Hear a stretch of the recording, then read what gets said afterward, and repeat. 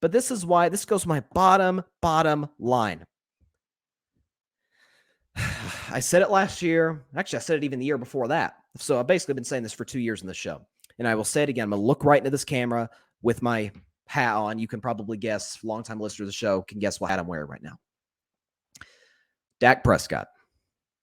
If you are listening, get out of Dallas now.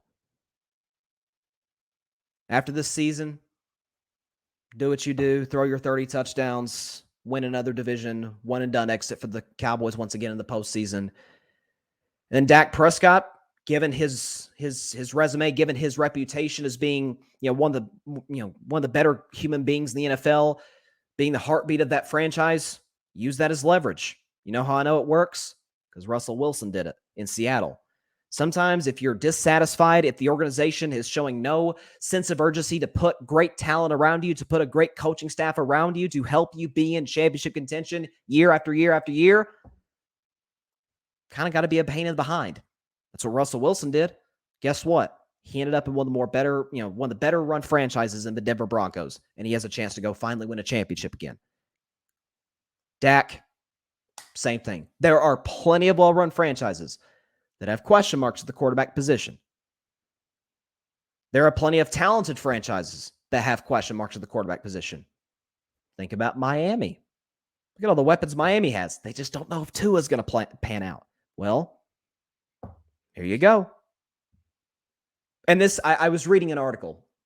Todd Archer wrote it. And I like Todd Archer. He's an excellent journalist for the Cowboys, the excellent writer for the Dallas Cowboys. But I saw he wrote an article for ESPN talking about how the Cowboys, sort of the internal belief in the Cowboys is, let's see if Dak can carry us. And as a Dak fan, that really ticked me off. You know why?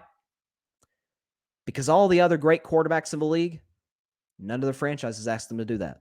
A couple games a year, occasionally they'll do that, right? But, maybe your left tackle's down, your defense is a little beat up, you're going on your second or third string receiver, and you're on the road against an elite team. You just got to find a way to win a game, right? 2, max 3 game stretches.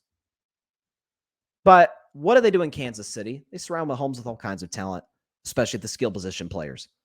What do they do in Vegas? Same thing. They do it in LA with the Rams. They do it in LA with the Chargers. They do it in Buffalo. They do it in Denver. All of these franchises with elite quarterbacks outside of really Green Bay. The organizations go out of their way.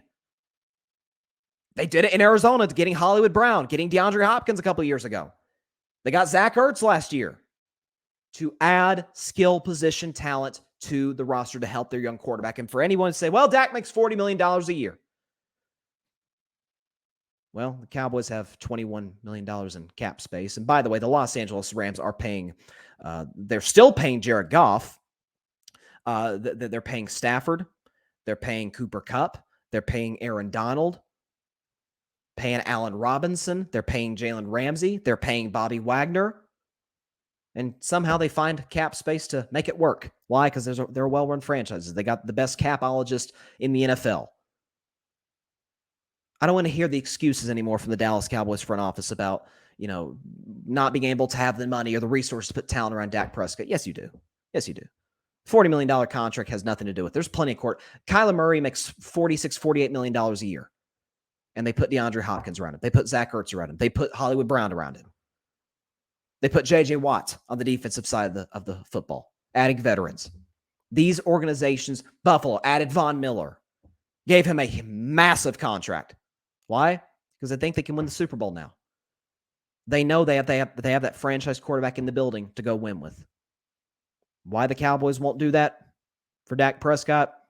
Because they're a poorly run franchise. Same reason Seattle didn't do it for Russell Wilson. It's a poorly run franchise, especially after Paul Allen passed away, the owner. It was a dumpster fire from there. Pete Carroll got increasingly rigid, continued to be a run-first coach, even though the Seahawks couldn't keep a healthy running back. They had brutal offensive lines. The defenses were bottom 5 in the league. And they say, hey, Russell Wilson, go win us 12 games a year, get into the playoffs. And occasionally Russell Wilson would do exactly that. Eventually he got tired of it. Said, I want to, I'm a Super Bowl caliber quarterback. I want to go win Super Bowls again. Okay. They traded him to Denver. He's got a chance to win now. Dak, after the season, get out of Dallas immediately. Are they great for your brand? Of course they're great for your brand. Quarterback of the Dallas Cowboys, it's hard to get better, a better brand than that. But in terms of being in the championship picture year after year, Cowboys aren't that. Come on. So Rain Dakota Prescott, my man, get out of Dallas while you still can. Because this team isn't going anywhere in the postseason. You know why I think the Cowboys win the division? Dak Prescott, Micah Parsons, and the limitations at quarterback for the Philadelphia Eagles. That's it. But once they get in, they will lose in the first round in the wild card game at Jerry World to the second place participant from the NFC West. Whether it be not the Niners, maybe the Niners beat the Rams for the division. It could be the Rams, could be the Cardinals. They're not getting out of round one. They're a 10-7 football team. People have them at 12-5. I think that's ludicrous. They're a poorly coached team, as evidenced by leading the league in penalties last year and having 17 penalties in their preseason game on Saturday night. It's not a good football team. It's not. Dak, get out while you can. Thanks so much for watching the show on YouTube. Be sure to click that big red subscribe button and go check out the other clips and full shows of Carving It Up Live. Have a blessed day.